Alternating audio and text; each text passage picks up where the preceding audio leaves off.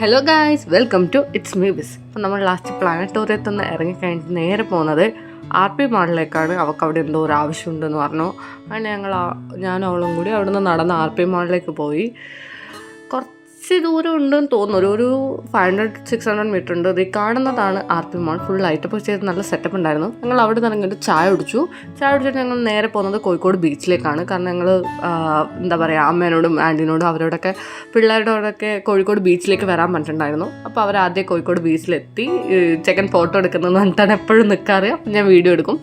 ഇതാണ് കോഴിക്കോട് ബീച്ചിലെ രാത്രിയത്തുള്ള ഒരു കാഴ്ച. ഫുൾ ക്രൗഡഡ് ആയിരിക്കും കേട്ടോ. കുറേ ആൾക്കാരുണ്ടാവും. അതിൻ്റെ ഇടയ്ക്ക് എൻ്റെ കുറച്ച് പട്ടിഷോ. പിന്നെ ഞാൻ എല്ലാവരെയും പിടിച്ചു നിർത്തി എല്ലാവരുടെയും വീഡിയോ എടുത്തു. അവരുടെ അനുവാദം ഇല്ലാണ്ടാണ് എടുത്തത്. അവരാരോട് ഞാൻ പറയുന്നില്ല ഞാൻ വീഡിയോ എടുക്കുന്നതെന്ന്. അവർ ഫോട്ടോ എടുക്കുന്നതെന്ന് വെച്ചാൽ നോർമലായിട്ട് ഇങ്ങനെ വർത്തമാനം പറഞ്ഞിരിക്കുകയാണ്. ബീച്ചിൻ്റെ അടുത്തേക്ക് അധികം ലൈറ്റൊന്നുമില്ല രാത്രിയായാലും. പിന്നെ ഞങ്ങൾ അവിടുന്ന് കുറേ ഫുഡ് കഴിച്ചു കേട്ടോ. ഇതാണ് എനിക്ക് ഏറ്റവും ഇഷ്ടപ്പെട്ടത് ഞാൻ കഴിച്ചതിൽ. കാടമുട്ട ഇങ്ങനെ മസാല ഇട്ടത്, പിന്നെ ഈ കൂന്തൾ, അത് കുറച്ച് ഹൈപ്പുള്ള സാധനമായിരുന്നു, എനിക്ക് ഇഷ്ടപ്പെട്ടില്ല. പിന്നെ കുറച്ച് ഉപ്പിലിട്ട ഐറ്റംസ് കഴിച്ചു.